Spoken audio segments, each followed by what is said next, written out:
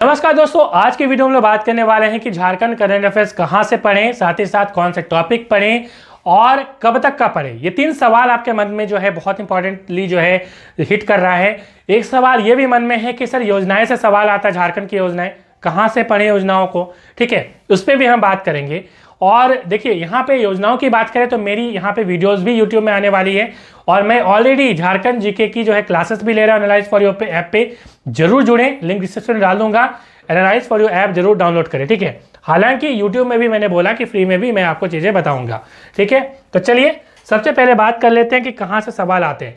तो सबसे पहले हम लोग बात करेंगे कि टाइमिंग क्या होनी चाहिए, मतलब कब तक का हम पढ़ें, उस पर पहले बात करते हैं।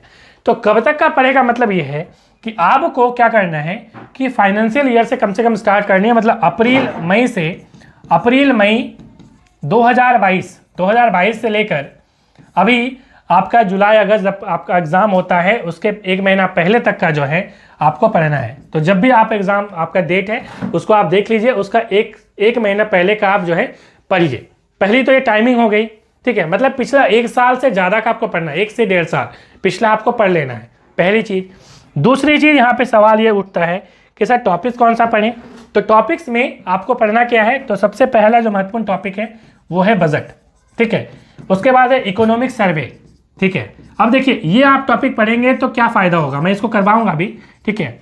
तो ये क्या होगा इससे फ़ायदा ये होगा जब आप इकोनॉमिक सर्वे पढ़ेंगे तो आप जो है यहाँ पे बहुत सारी जो योजनाएं हैं, पॉलिसीज़ हैं, वो आपको यहाँ पे पढ़ने को मिल जाएगा, ठीक है।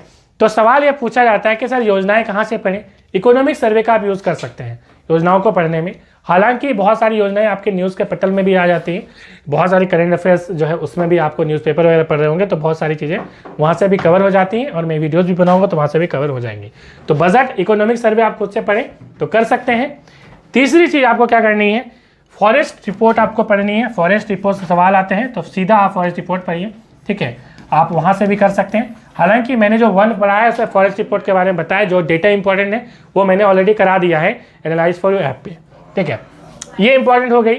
उसके बाद जो आपका इंपॉर्टेंट बनता है वो क्या है, तो खेल खिलाड़ी बहुत इंपॉर्टेंट है, क्योंकि खेल खिलाड़ी से एग्जाम में सवाल आते हैं।